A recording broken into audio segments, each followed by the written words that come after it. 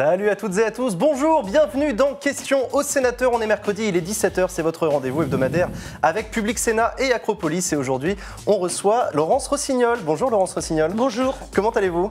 Ça va bien, je suis chez vous, bien installée. Bien installé, donc, super. Il fait chaud, il y a une tasse de thé. Donc, voilà, un peu beaucoup de lumière sur le plateau, c'est ce qu'on se disait. Mais c'est ça, la rançon des spots, des sunlights, c'est beaucoup de lumière. Voilà, c'est ça.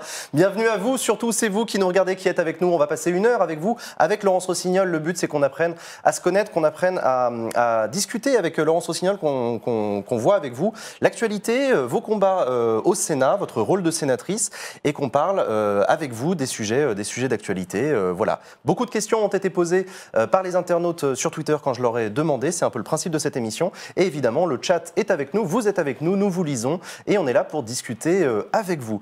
Beaucoup de questions. J'ai reçu beaucoup de questions, Laurence Rossignol. Est-ce que ça vous étonne ? En fait, j'ai reçu plus de questions. Ça me réjouit. réjouit. Je pense qu'elles sont peut-être pas toutes bienveillantes, mais elles sont toutes justifiées. Vous recevez beaucoup de messages peu bienveillants sur Internet ? Je serais la seule à être épargnée. Internet, c'est quand même un lieu à la fois de créativité, d'échange, de liens. Il se passe des choses formidables grâce à Internet. Il n'y aurait jamais eu MeToo s'il n'y avait pas eu Internet, par exemple. Et puis, c'est aussi un lieu de déversement de la haine et des injures sans aucune limite. Et parfois, ces derniers temps, je me suis demandé si... en regardant la violence se déployer aussi dans l'espace public, si ce n'était pas une espèce d'excursion de la violence d'Internet qui aurait franchi le mur entre le virtuel et le réel et qui se serait déployé et déversé dans la société réelle. Alors c'est une des premières questions que je voulais vous poser, justement, les gilets jaunes pour vous, c'est quoi ? C'est Internet dans la vie réelle ? C'est l'expression d'une colère ? C'est plus profond que ça ? Comment vous l'analysez, vous, ce mouvement ? Écoutez, notre société est devenue difficile pour beaucoup de gens.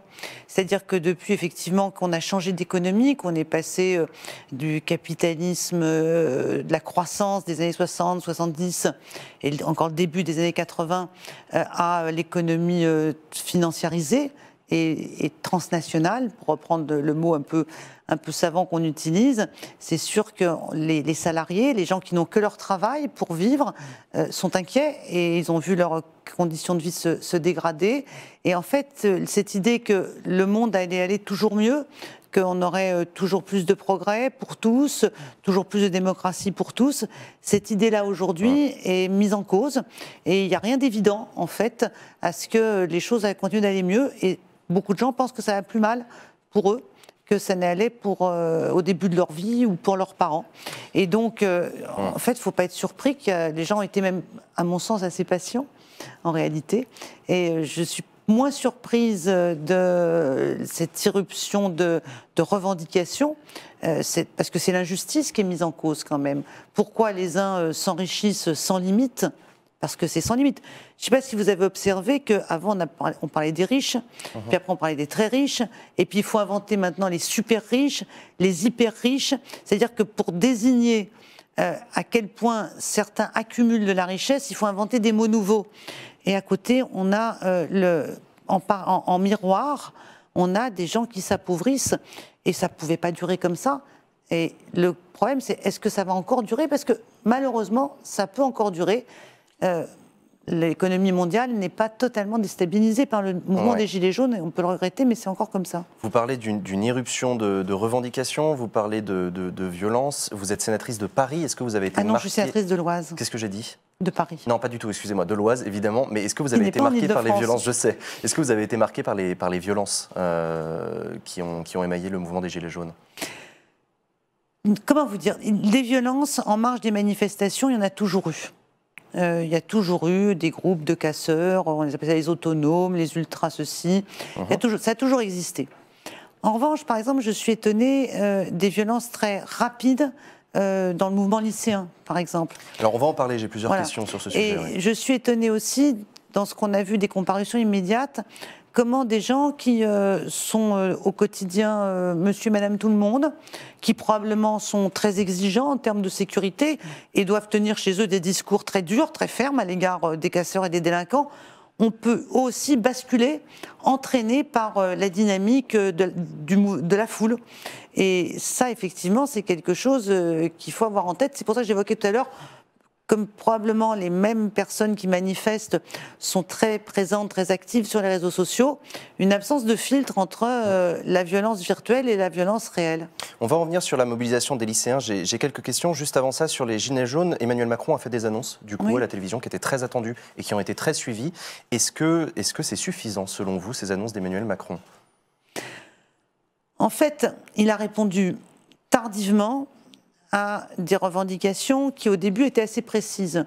Je continue de penser que s'il avait retiré cette taxe sur les carburants dès le début du mouvement, ça aurait été plus facile. Mais c'est qu'en laissant le temps filer, comme le gouvernement l'a fait, et ils ont permis que se construise une somme de revendications et une contestation globale du système. Et ce à quoi il n'a pas répondu, c'est la contestation globale du système. Il a annoncé des mesures, par exemple la suppression de la CSG sur les retraites de moins de 2 000 €. Ouais. Très bien, c'est parfait. Très bien. Kevin vous demandait, est-ce que c'est bien d'encadrer la hausse de la CSG pour les retraités? Bien sûr. Et le gouvernement aurait gagné du temps s'il avait écouté un peu plus l'opposition. On savait que cette affaire de CSG allait être redoutable. D'accord.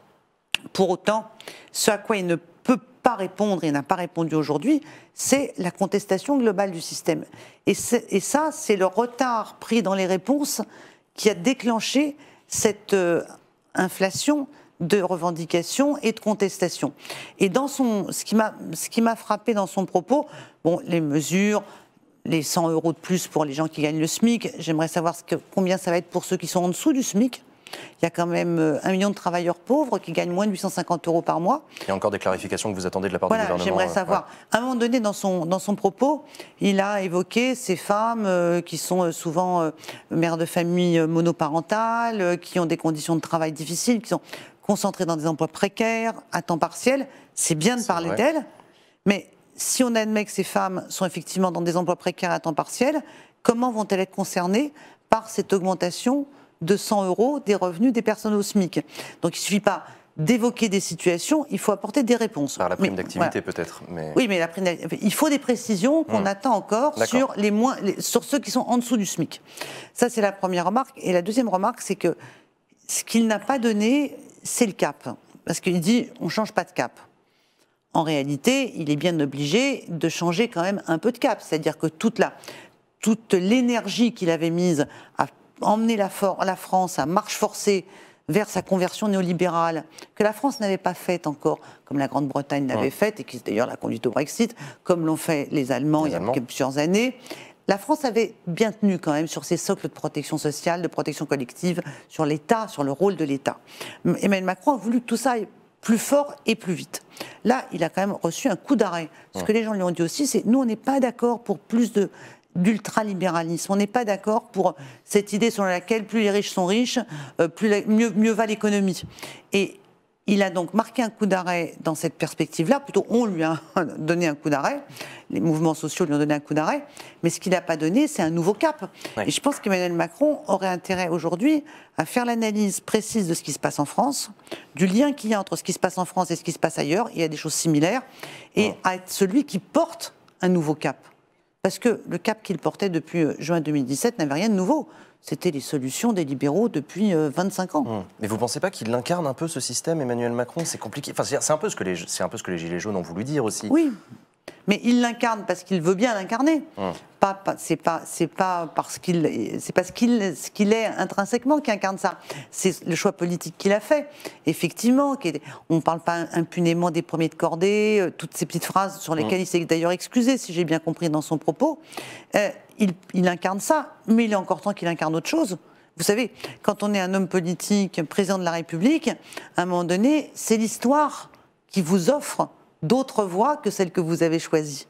Et il y a ceux qui savent prendre l'autre voie que l'histoire leur offre, et ceux qui s'obstinent. Et ceux que l'histoire retient, c'est ceux qui savent prendre une autre voie. Vous avez toujours été du bon côté de l'histoire, vous ? Non, ce serait très prétentieux de ma part de dire ça.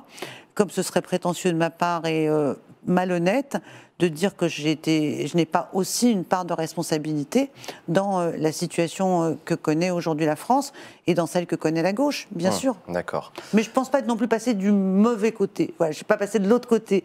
J'ai passé de l'autre côté de la force. De l'autre côté de la force. On va revenir rapidement sur votre parcours, notamment puisque, en faisant quelques recherches, j'ai vu que vous vous étiez engagé très jeune, et ça rejoint justement l'actualité sur les lycéens. Dès le collège Laurence Rossignol, en 1973, vous vous êtes engagé contre la loi Debré. C'était une loi sur le service militaire. Vous pouvez nous raconter un petit peu cette histoire ? C'était une loi qui concernait les sursis. Alors là, quand on parle de ça aux jeunes qui nous écoutent, service militaire, ils pensent que c'est un truc qui date d'avant la Deuxième Guerre mondiale. Non, pas du tout. Le service militaire a été encore ma génération, et même encore ceux qui sont plus jeunes que moi, ont connu le service militaire. Et il y avait des sursis, c'est-à-dire que pour que les étudiants ne partent pas faire le service militaire au milieu de leurs études, ils pouvaient demander des sursis. Et il y avait une loi qui s'appelait la loi Debré, qui était une loi qui limitait cette possibilité de sursis. Et donc, ça a été un mouvement lycéen-étudiant contre la fameuse loi Debré sur les sursis. Et beaucoup de lycées étaient en grève. Et moi, j'avais mis mon collège en grève. J'avais fait une assemblée générale dans la cour du collège à cette époque. Mais les mouvements lycéens se passaient de manière très différente de la manière justement, dont c'est ce que j'allais vous demander. Est-ce que vous comprenez les lycéens qui se mobilisent aujourd'hui ? Est-ce que vous retrouvez la Laurence Rossignol de l'époque ? Je les comprends. Je pense qu'ils ont des bonnes raisons de se mobiliser. Je dirais de certains points de vue, ils en ont plus que nous encore. Ah oui. Voilà. Moi, je suis d'une génération où, quand on faisait des études, on était sûr d'avoir du travail et d'avoir un travail qui correspondait aux études qu'on avait faites. Et quand on faisait moins d'études, on avait aussi du travail. Ce qui n'est pas le cas des jeunes aujourd'hui. Et donc, ils ont des bonnes raisons de se mobiliser. Après, je suis un peu perplexe sur les formes de mobilisation. Alors, je ne vais pas faire la mamie qui raconte moi de mon temps, mais quand même un peu. Quand j'étais collégienne, et puis après lycéenne, parce que d'autres grèves pendant que j'étais lycéenne, bien entendu, on arrivait le matin, on faisait une assemblée générale, on débattait les raisons de la grève, on votait des motions, on amendait les motions, on soumettait ça au vote, on passait lire les motions dans les classes, on faisait débrayer les classes, on revenait en assemblée générale. Globalement, d'assemblée générale en assemblée générale, la journée se passait. Et en fait, on allait ensuite chercher les autres lycées pour faire connaître, porter la bonne parole. Mais j'ai pas de souvenir. Par exemple, on bloquait pas, dans ma mémoire, comme les lycéens bloquent aujourd'hui. On faisait des AG, on mettait le lycée en grève. La question du blocage venait bien plus tard dans la lutte. Et surtout, on vivait plus dans le lycée et avec les lycées voisins. Et puis on faisait des grandes manifs. Voilà, et on faisait des manifs, petites au début, plus en plus grandes. Qu'est-ce qui a changé ? C'est les lycéens qui sont moins calmes ? Je ne dirais pas que c'est les lycéens qui sont moins calmes. Je pense qu'il y a quelque chose probablement je ne suis pas sûre, mais je vais quand même essayer de le dire, quelque chose aussi probablement qui se joue dans la capacité qu'ont les lycéens à faire entendre une parole militante ou politique dans les établissements scolaires. Moi, dans ma génération, on pouvait parler politique au lycée, en classe, en assemblée générale.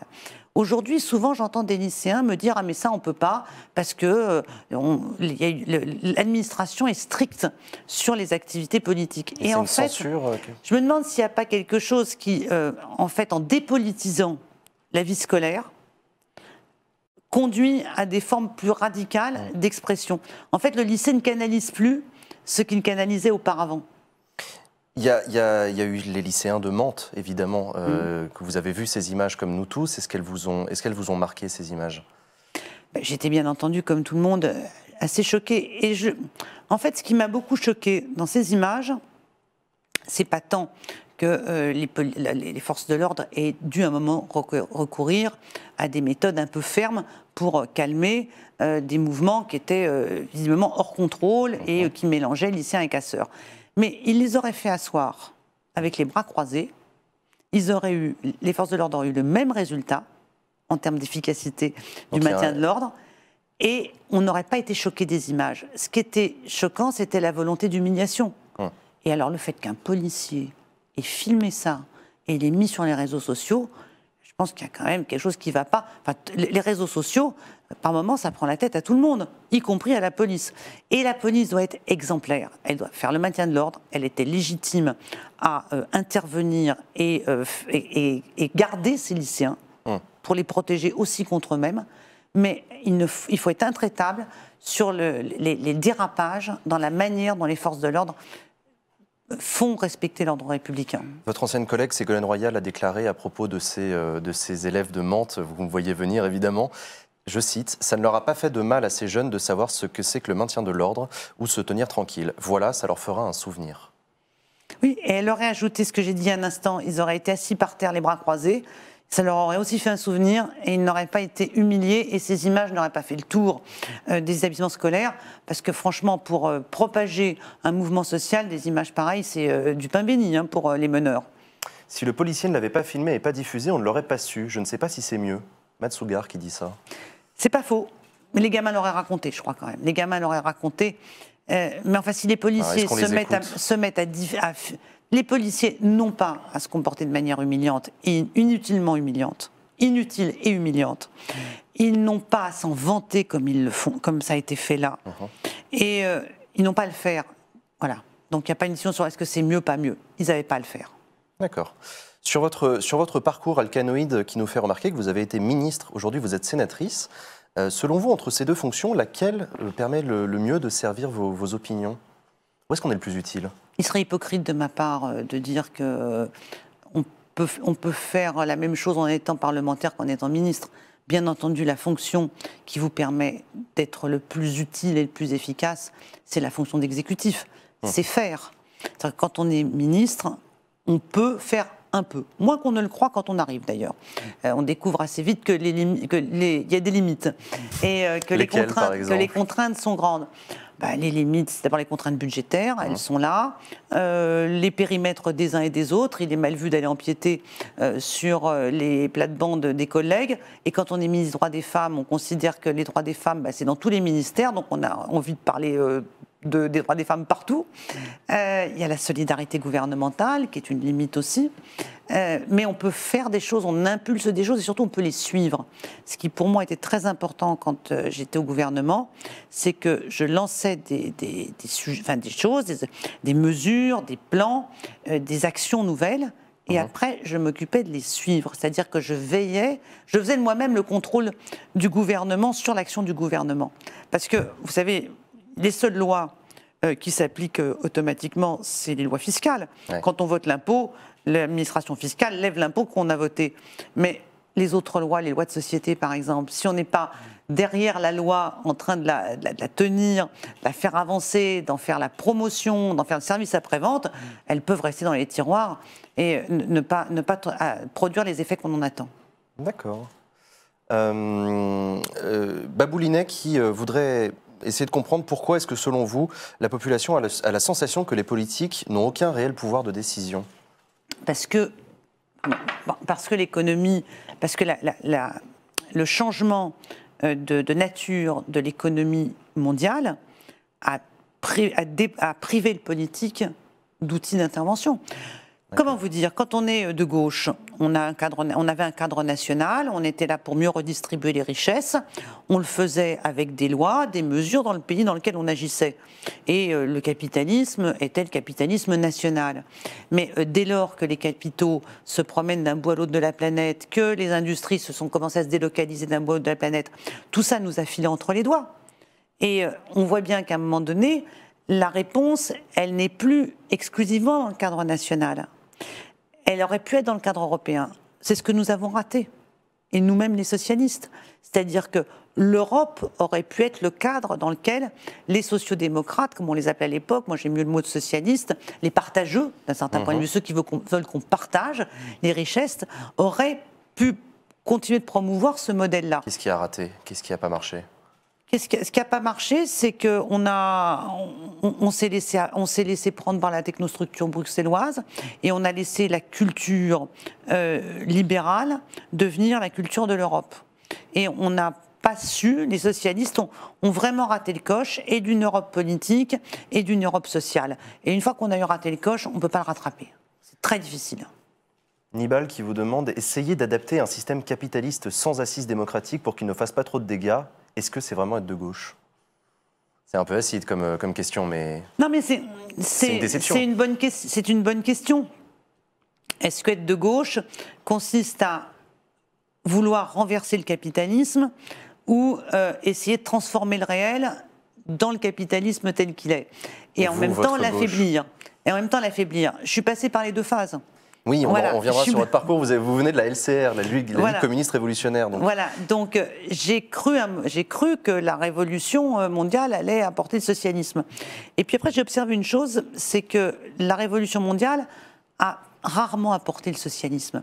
Elle a apporté d'autres systèmes politiques dans lesquels il y avait effectivement une appropriation collective des moyens de production, comme on disait à l'époque, c'est-à-dire qu'il n'y avait plus de capitalistes privés. Puis dans un certain nombre de pays, ça a donné un capitalisme d'État, comme en Chine, qui n'est pas beaucoup mieux. On ne peut pas dire qu'aujourd'hui la Chine soit un modèle, ou l'Union soviétique n'en était pas un non plus, et Cuba n'en est pas un non plus. Donc en fait, les pays qui ont pu progresser sont ceux qui l'ont fait sur une assise démocratique. Et la révolution, elle se fait par des mouvements sociaux. Mais elle doit aussi, à un moment donné, se faire par les urnes. Parce que quand ce n'est pas la démocratie qui porte le changement de système, quand c'est un petit groupe qui pense qu'il sait mieux à la place de tout le monde, ça finit mal en général. C'est-à-dire que les libertés doivent être à chaque instant le complément de la transformation sociale. Et à défaut de ça, ça donne de nouvelles dictatures.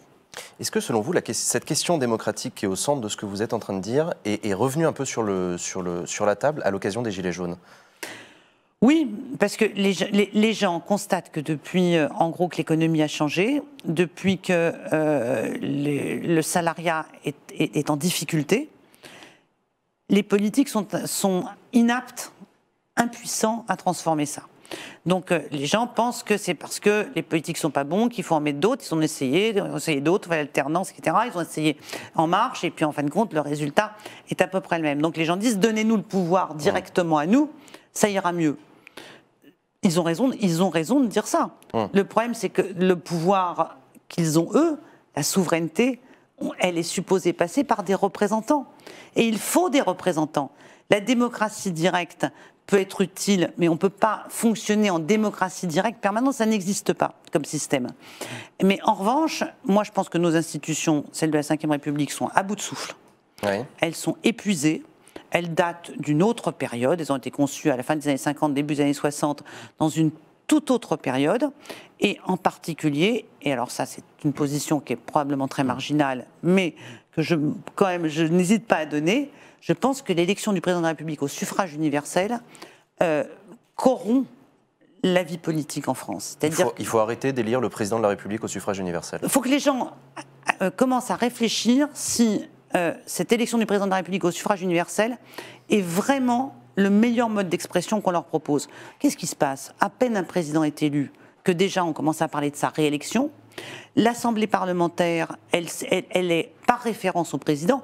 Et ce qu'on a vu ces derniers jours va totalement dans le sens de ce que je vous dis.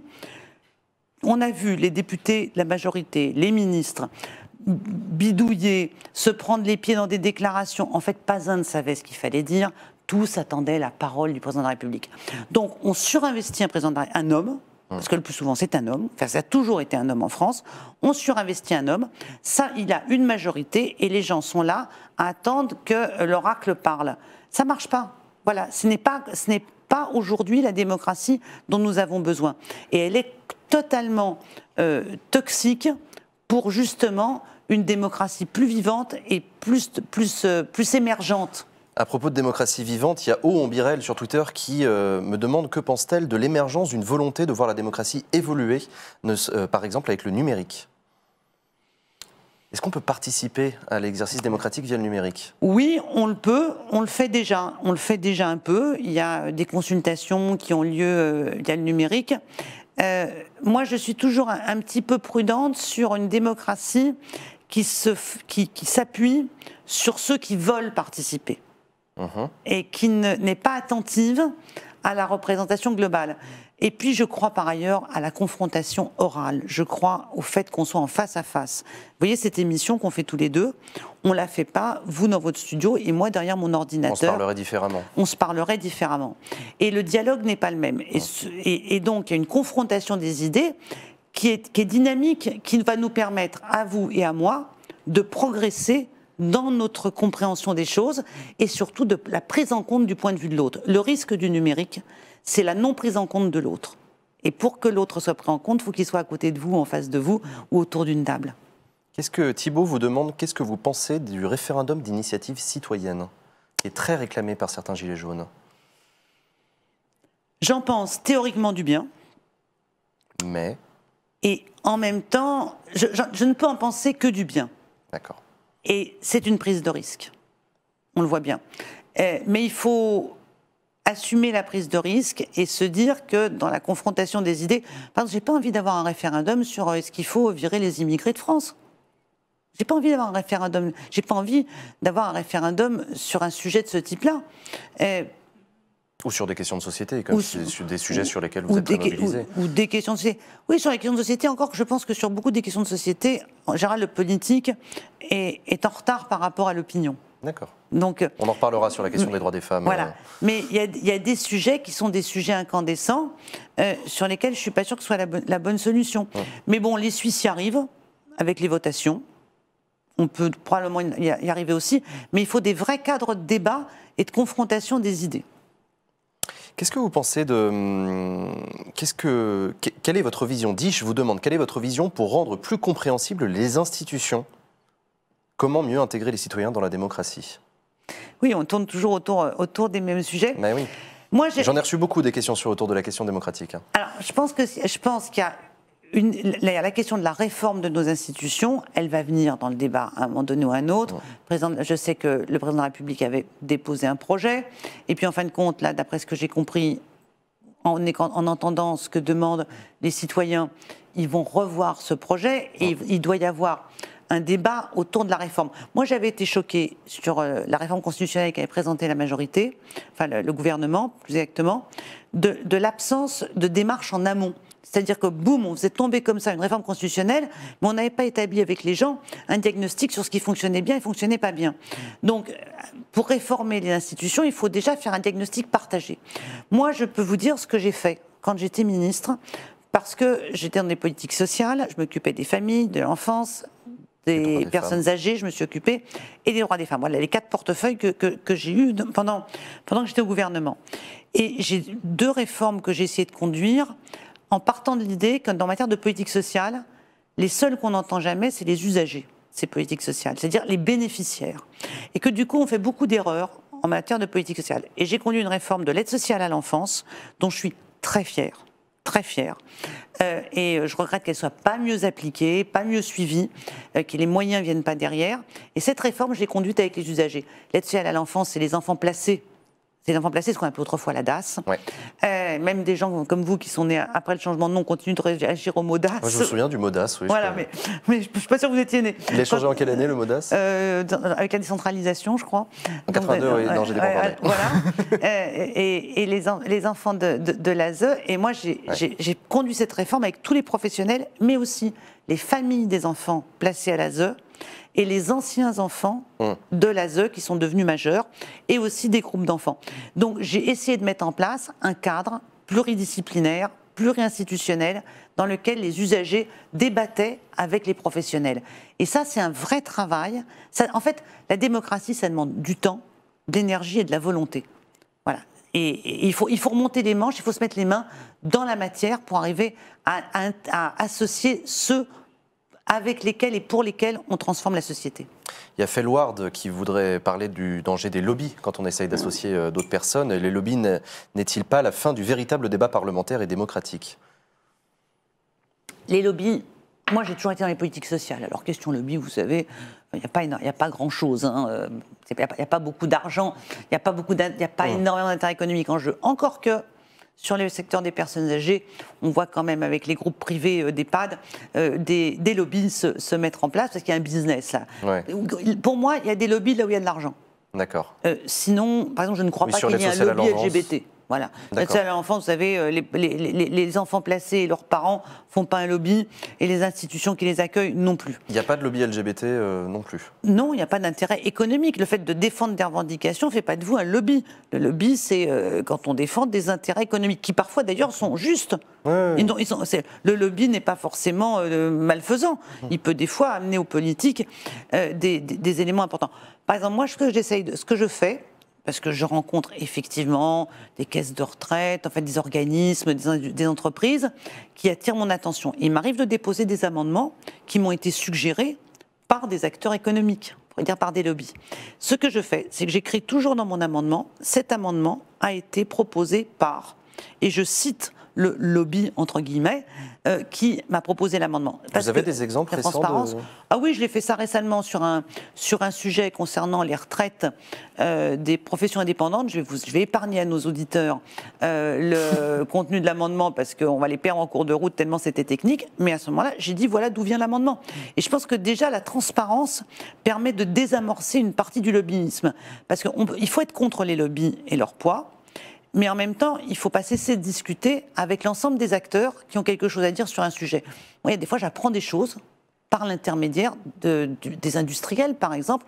Je ne connais pas tout, mais j'apprends aussi des choses. Dans ce cas-là, si je rencontre les industriels, je vais rencontrer les syndicats. Qui vous et puis je vais rencontrer les consommateurs pour que je puisse avoir les 3 points de vue. Il y a beaucoup de réactions en ce moment sur le chat et les personnes qui nous écoutent sur cette question de lobby et sur le fait qu'il n'y a des lobbies que là où il y a des enjeux économiques. François qui vous demande, les lobbies religieux, ça existe ? Ah, c'est des groupes de pression. Alors, voilà. Alors après, on est sur des nuances de vocabulaire qui sont... Bon, bien sûr que c'est des groupes de pression. Au Sénat, je vais vous donner des exemples très faciles, très simples à comprendre. Mais récemment, cet après-midi, là, quand j'ai quitté la séance avant de venir, en l'espace de 6 mois, j'ai vu effectivement le groupe de pression d'Église catholique se mettre en mouvement et mettre en mouvement des sénateurs dans l'hémicycle. D'abord pour limiter les contrôles sur les établissements privés hors contrat, les établissements d'enseignement hors contrat. Les écoles privées. Les écoles privées, mais hors contrat, dont on voulait qu'il y ait un contrôle a priori. Ensuite, je les ai vus se mettre en mouvement lorsque j'ai demandé avec plusieurs de mes collègues une commission d'enquête sur les crimes pédophiles dans l'Église. Alors là, tir de barrage, j'ai vu tout le monde se bloquer. Et cet après-midi, on discutait d'une proposition de loi déposée avec mes collègues du groupe socialiste sur les funérailles républicaines, les funérailles civiles, pour que dans les mairies, les gens puissent avoir un lieu pour organiser des funérailles républicaines. Et là encore, j'ai vu un groupe de pression animé par le sentiment que les funérailles continuent d'appartenir aux religieux. Et on ne peut pas obliger les maires à ouvrir leur mairie pour y faire des funérailles. J'ai entendu mes collègues dire les gens peuvent choisir les obsèques civiles, comme si les obsèques religieuses étaient le droit commun et les obsèques civiles l'exception. Donc oui, il y a des groupes de pression. Mais c'est mon vocabulaire, je garde le mot lobby pour les intérêts économiques et pour le reste, j'appelle ça des groupes de pression. Voilà, groupes de pression qui peuvent aussi correspondre à des convictions respectables. Bien sûr, tout à fait. Enfin, moi, je suis féministe. Est-ce que quand je défends les droits des femmes, le droit des femmes à l'IVG, le droit des femmes à obtenir des mesures contre les violences sexuelles, est-ce que je parle en tant que représentante d'un lobby? Les femmes ne sont pas un lobby, ni même un groupe de pression. Je défends des mesures progressistes nécessaires à notre société. On va parler des droits des femmes et du féminisme. J'ai reçu aussi beaucoup de questions autour de ça. Alors j'ai dit dans un tweet que vous étiez très féministe et alors je me suis fait engueuler par certaines personnes qui considèrent qu'apparemment vous ne l'êtes pas assez sur des questions de la prostitution, sur la question de l'universalisme, contre le multiculturalisme. Alors voilà, c'est des sujets qu'on va aborder ensemble. C'est très miné comme sujet sur Internet, le féminisme. C'est quelque chose que vous constatez, ça aussi, une tension autour de ce sujet-là? Oui, il y a une tension. Il y a aujourd'hui effectivement... Alors le mouvement féministe a toujours été un mouvement en plein bouillonnement, avec des courants de pensée, des opinions très tranchées, des confrontations, et puis des mots d'ordre communs et centraux. Mais à côté des mots d'ordre communs et centraux, il y avait des débats, les essentialistes contre les universalistes, bref, tout ça, le psychanalysé politique contre le MLF, c'est l'histoire du mouvement féministe, et comme ça. Et aujourd'hui, c'est vrai qu'à la fois le mouvement féministe reprend de la vigueur. Il y a de plus en plus de jeunes femmes et de jeunes hommes, jeunes garçons qui se disent féministes. C'est bien. Et en même temps, comme il y a plus de féministes, il y a plus de débats. Et en particulier, on a effectivement des débats nouveaux qui parfois sont assez spécifiques à la France. J'observe quand même que les Espagnols n'ont pas ces débats-là et du coup, elles sont plus efficaces. Elles arrivent à faire des énormes manifestations, elles peuvent mettre 100 000 personnes dans la rue contre une décision de justice trop laxiste avec des violeurs, ou organiser une grève générale le 8 mars pour l'égalité salariale, parce qu'elles ne sont pas minées par les mêmes débats que nous. Et nous, on a quelques sujets qui sont des sujets incandescents parmi les féministes ou celles et ceux qui se revendiquent comme tels. Parfois, je vois des gens qui disent « je suis féministe », je dis oui, enfin, tout le monde a le droit de le dire, mais enfin, il ne suffit pas de le dire pour l'être. Plusieurs questions, notamment sur le fait... Vous avez été la prédécesseuse de Marlène Schiappa, du coup, au ministère des Droits des Femmes. Plusieurs questions sur qu'est-ce que vous pensez, par exemple, Yo Ombriel qui vous demande qu'est-ce que vous pensez a posteriori des mesures prises à l'époque, pendant le quinquennat de François Hollande, sur l'égalité entre les femmes et les hommes. Si c'était à refaire, est-ce qu'il y a quelque chose que vous changeriez? C'est sa deuxième question. Écoutez, je pense qu'on a fait pas mal de choses. Je n'ai pas honte de ce qu'on a fait sur l'égalité femmes-hommes. Entre la loi de 2014 sur l'égalité réelle, qui a été portée à l'époque par Najat Vallaud-Belkacem, qui était avant moi dans le ministère. Ce que moi j'ai fait sur le délit d'entrave à l'IVG, sur le plan de lutte contre les violences faites aux femmes, sur la loi sur la prostitution, non seulement que j'assume, mais dont je suis fière, que j'ai fait voter en dernière lecture et que j'avais déjà porté avant quand j'étais parlementaire, je pense qu'on a fait. J'ai lancé une campagne en septembre 2016 contre le sexisme, qui s'appelait « Sexisme pas notre genre », qui a emmené un courant de société, qui a permis aux féministes de se montrer, de sortir de l'invisibilité. Et je pense que j'ai préparé le terrain pour ce qui a pu se passer ensuite. Voilà, on est sur des transformations longues. Après, j'aurais voulu avoir plus d'argent, incontestablement, plus de moyens. Voilà, plus de moyens, ça c'est vrai. Par exemple, aujourd'hui, le gouvernement dit on a un gouvernement paritaire. Je rappelle que ça a commencé en 2012 avec François Hollande et le gouvernement était paritaire pendant toute la période 2012-2017. Donc il y a des choses c'est des acquis qui se construisent progressivement et donc on est dans cette foulée, dans ce mouvement-là. Voilà. Après, ce que je regrette, je vais le dire parce que la question va probablement être posée, de ne pas avoir fait l'ouverture de la PMA aux couples lesbiens. C'était sur le point de poser cette question qui a été demandée par Alice. Mais c'est normal. C'est Alice Coffin qui pose la question. Oui, oui. C'est normal qu'elle pose la question. Bien sûr, moi j'avais dit à l'époque que j'y étais favorable. J'ai pas pu emporter l'arbitrage dans le gouvernement parce que, pour une raison qui est historique maintenant, c'est qu'après le mariage pour tous, après le mouvement que ça a soulevé, quand on a eu fini la loi mariage pour tous, un certain nombre de responsables du gouvernement ont dit maintenant on arrête avec ces sujets-là.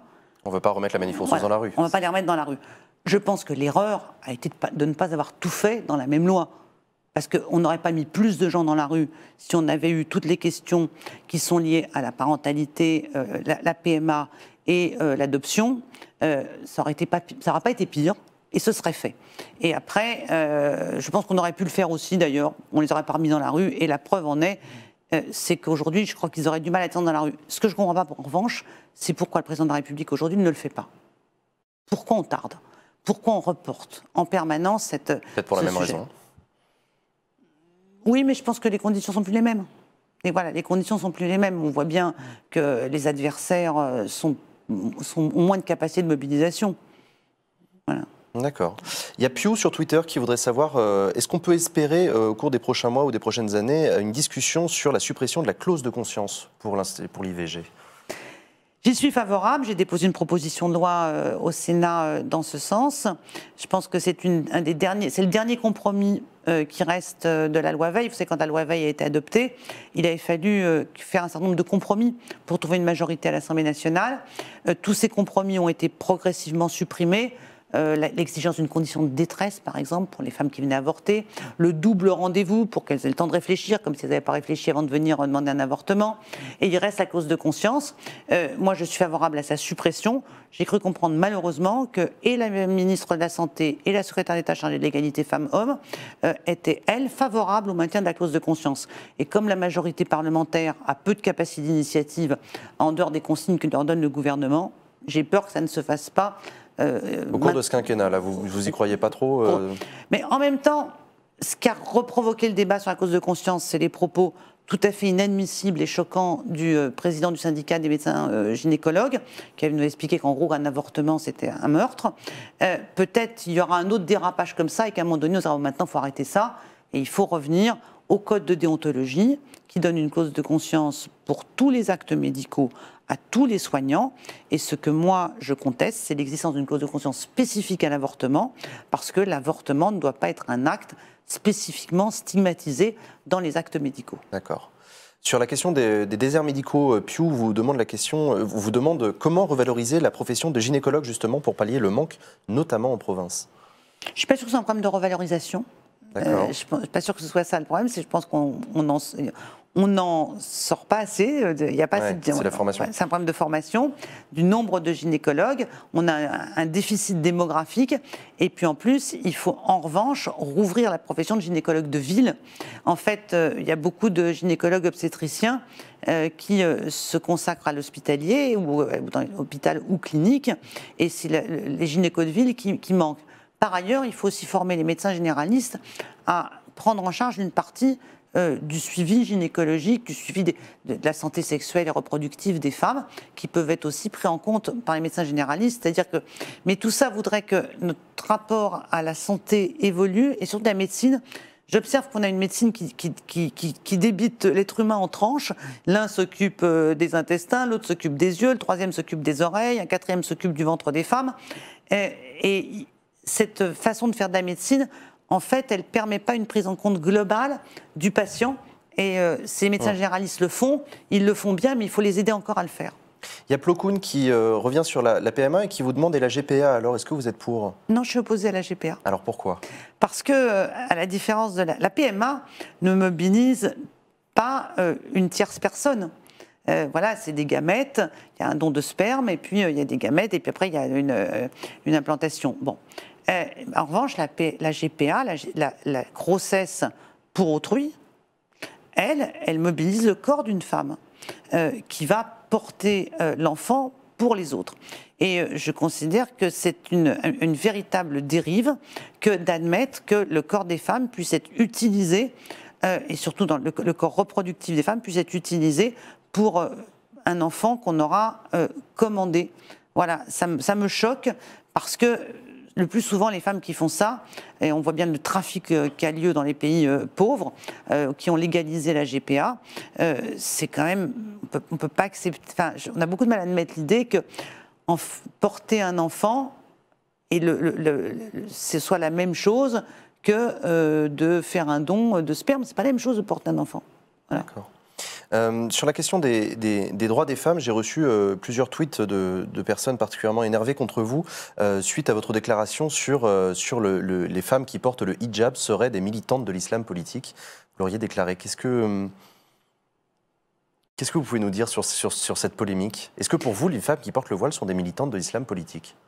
Écoutez, je pense que le voilement des femmes est un symbole, que ça appelle à des références qui sont en particulier liées à la pudeur, au fait de cacher le corps des femmes, et que cette idée selon laquelle il faudrait cacher le corps des femmes pour qu'elles soient pures ou pudiques est une idée, à mon sens, qui est de soumission des femmes à un ordre qui est un ordre qui n'est pas celui de l'émancipation des femmes. D'ailleurs, j'en tiens pour preuve que dans les pays où le voilement des femmes est imposé, je pense à un régime, une dictature théocratique, l'Iran, les femmes qui se battent pour leur émancipation, elles se battent pour poser le voile. Voilà. Nous vivons en France dans un pays où chacune peut se voiler comme elle veut, voilà, par la burqa, à condition que son visage soit visible. Donc nous n'avons pas de sujet en France à ce propos. Et on ne me fera pas croire que de cacher le corps des femmes est un facteur d'émancipation des femmes. Voilà. D'accord. Je reviens sur la GPA. Une question sur est-ce que du coup la GPA est une inégalité entre les femmes et les hommes? Probablement. Mais la nature, on peut corriger un certain nombre des inégalités de la nature. On essaye, mais à condition que ça ne mobilise pas et que ça ne commercialise pas un être humain. Et donc, oui, c'est une inégalité. Les femmes portent des enfants et les hommes ne peuvent pas en porter. J'en suis désolée pour eux, mais on ne peut pas non plus admettre l'idée qu'il y a des femmes dont le ventre serait mobilisé pour fournir des enfants aux autres. Y compris pour lutter contre une inégalité. Y compris, on en crée une autre. On ne peut pas lutter contre une inégalité en créant une autre. Voilà. D'accord. Zarguet qui vous demande comment vous auriez réagi à la place de Marlène Schiappa confrontée à l'affaire Darmanin, si vous étiez ministre et qu'un autre membre du gouvernement était accusé d'agression sexuelle.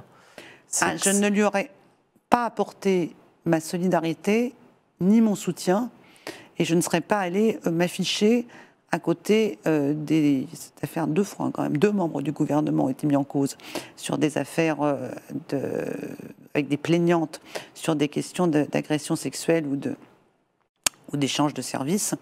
Et je ne leur aurais pas apporté mon soutien, ça c'est sûr. Et je me serais tenu à distance d'eux. D'accord. Elios Kiadas qui vous demande pourquoi pensez-vous que les hommes et les femmes politiques ne s'inspirent pas plus souvent de l'Espagne en matière de droits des femmes et de féminisme? Est-ce que c'est un modèle concernant les combats féministes? Vous en parliez tout à l'heure. Oui. Les Espagnols, pour vous Oui, c'est un modèle.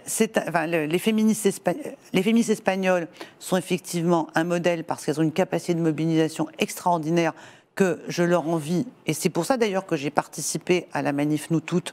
J'ai appelé, j'ai écrit un texte pour dire que je serais présente à cette manifestation, parce qu'il faut essayer de rassembler toutes les femmes sur des sujets, par exemple la lutte contre les violences faites aux femmes, l'égalité salariale. Et les Espagnols sont de ce point de vue-là exemplaires. L'Espagne est le pays qui a eu la première grande loi contre les violences faites aux femmes. Et j'ai vu une chose qui m'a atterrée dans le programme de l'extrême droite espagnole andalouse, aux élections du Parlement régional andalou. Qui ont gagné quelques sièges récemment. Qui ont gagné 12 sièges pour la première fois. Le groupe d'extrême droite s'appelle Vox. Et parmi les éléments de son programme de campagne, parmi les propositions, il y avait l'abrogation de la loi contre les violences faites aux femmes. Et je me suis dit aujourd'hui, voilà, l'extrême droite se présente avec un mot d'ordre assez simple. Si vous voulez taper votre femme et violer votre voisine, votez pour nous. Et c'est un risque de régression terrible à mon sens. L'extrême droite française, pour vous, est similaire à l'extrême droite espagnole sur ce thème-là? Écoutez, je n'aurais pas parié, enfin, je n'aurais pas anticipé que l'extrême droite espagnole allait dire ça. J'ai lu ça. L'extrême droite française n'est pas là, mais enfin, j'observe qu'à chaque fois qu'il faut voter une loi progressiste concernant les droits des femmes, l'extrême droite vote contre. Voilà, donc je ne leur fais aucune confiance, et je pense que s'ils se dévoilaient, on découvrirait des choses assez dramatiques aussi. On a reçu sur ce plateau Annick Billon récemment, votre collègue sénatrice, présidente de la délégation des droits des femmes, avec qui vous avez co-signé récemment une tribune pour défendre votre proposition de loi sur l'abrogation, enfin sur la pénalisation des clients des prostituées. Quel bilan est-ce que vous tirez de la pénalisation des clients ? Je pense que c'est une loi qui était indispensable dans un pays qui veut réellement lutter contre les violences faites aux femmes. Je crois qu'on a sur la prostitution un certain nombre de représentations romanesques, romantiques, qui sont fausses, totalement fausses. Par exemple, la prostitution heureuse est une fiction qui n'existe que dans la littérature du XIXe siècle. Dans la réalité, 85 à 90% des personnes prostituées sont issues de la traite des êtres humains. Donc, ce ne sont pas des femmes consentantes pour se prostituer. L'exploitation sexuelle est le principal business de la traite des êtres humains aujourd'hui. Donc, je réfute totalement cette idée selon laquelle les femmes se prostitueraient au nom du droit de disposer de leur corps. Si ça existe, tout existe, surtout en matière de sexualité. Donc, ça peut exister. C'est marginal et ce n'est pas mon sujet, ça ne m'intéresse pas. Ce qui m'intéresse, c'est la question sociale. La question sociale, c'est celle de l'exploitation du corps des femmes. C'est pour moi ce qui est le plus important. Et je considère que l'achat de services sexuels est en fait un viol tarifé. C'est pas parce qu'on paye que la personne est consentante. En matière de sexualité, le consentement, il passe aussi par le désir. Or, il n'y a pas de désir. C'est l'argent qui appelle le consentement. Donc ce n'est pas un vrai consentement. Donc je pense que la seule liberté de disposer du corps qui existe dans cette affaire-là, c'est celle des clients qui ont la liberté de disposer du corps des femmes. Ça, oui. Et c'est pour ça aujourd'hui que d'ailleurs ils se mobilisent et ils revendiquent, même s'ils ont trouvé, pour parler en leur nom, d'autres associations, d'autres personnalités. Alors justement, il y a des militantes, effectivement, des travailleurs et des travailleuses du sexe qui voudraient vous faire remarquer que c'est une loi qui met les prostituées en danger. Mais les prostituées sont en danger. l'activité de prostitution est une activité dangereuse. Parce que ces gens qui disent ça, ils me racontent quoi? Qu'avant la loi sur le racolage, parce que par ailleurs on a abrogé la loi sur le racolage passif, sur le racolage, parce que dans la loi qui a été votée en 2016, les prostituées ne sont jamais poursuivies. Ce n'était pas le cas précédemment. Avec la loi Sarkozy, c'est les prostituées qui étaient poursuivies. Aujourd'hui, on a déplacé sur les clients les poursuites. Et puis cette loi, elle a un autre volet, qui est un volet d'accompagnement, d'insertion avec une allocation pour les personnes prostituées. Je sais que l'allocation n'est pas assez... Je le dis avant qu'il y ait un tweet qui le dise. Je sais que l'allocation n'est pas assez élevée. C'est incontestable. Mais c'est une allocation qui permet d'un accompagnement pour aider ces femmes à sortir de la prostitution. Donc, je reviens tout au début de notre propos. Toutes les prostituées vous diront qu'elles sont exposées à la violence dans l'exercice même de la prostitution. Et il faut aller voir ce qui se passe en Allemagne, où la prostitution est légale, organisée, c'est un business. Depuis la loi de légalisation, le business s'est démultiplié. Les femmes sont de plus en plus jeunes et il y a aussi des étrangères. Et les violences sont encore là. Donc le fait d'acheter le corps des femmes est une violence contre les personnes prostituées, mais contre toutes les femmes. Vous croyez quoi? Qu'un monsieur, parce que la prostitution en fait c'est aussi ça, c'est monsieur tout le monde avec la voiture, le siège bébé à l'arrière de la voiture, qui va acheter un service sexuel quelconque à un endroit ou à un autre, entre midi et 2 heures, et qui revient au bureau. Ensuite, vous croyez que c'est quoi son regard sur ses collègues de travail, sur les femmes avec qui il travaille, après avoir été acheter une fellation ou quoi que ce soit? Vous pensez qu'on peut mépriser une femme au point de ne faire d'elle qu'un instrument du plaisir sexuel, et ensuite être un homme qui promeut l'égalité entre les femmes et les hommes dans son quotidien? Ça colonise aussi le cerveau des clients, cette possibilité. Et donc, une société moderne, elle se doit de dire qu'il y a des interdits. On ne vole pas les bonbons à la boulangerie, on ne règle pas ses conflits à coups de poing quand on est un enfant, et on n'achète pas le corps des autres pour son plaisir. Il nous reste que quelques minutes. Si vous avez des questions à poser à Laurence Rossignol, surtout, n'hésitez pas. Je sais qu'il y a eu beaucoup de débats pendant cette émission. Donc continuez à nous dire ce que vous en pensez et surtout posez vos dernières questions à Laurence Rossignol. J'ai reçu aussi quelques questions sur le socialisme. Existe-t-il encore une place pour le socialisme en France? Ça, c'est Abbé qui vous pose la question et Zarguet qui vous demande pourquoi être au PS dans son état actuel? Quel est le futur, quel est l'avenir de ce parti? Alors, j'ai envie de dire que tout ce qui se passe aujourd'hui confirme qu'il y a une place pour le socialisme. C'est-à-dire qu'il y a une place pour une autre organisation sociale, pour plus de justice sociale. Moi, je pense que c'est le socialisme qui porte la justice sociale. Voilà, c'est la gauche qui a toujours posé les questions de justice sociale, la droite posant plus généralement les questions de liberté d'entreprendre. Voilà. Et les socialistes posant les questions de justice sociale. Le mouvement auquel on a affaire aujourd'hui, et surtout le soutien qu'il a dans la population, pose les questions de justice sociale.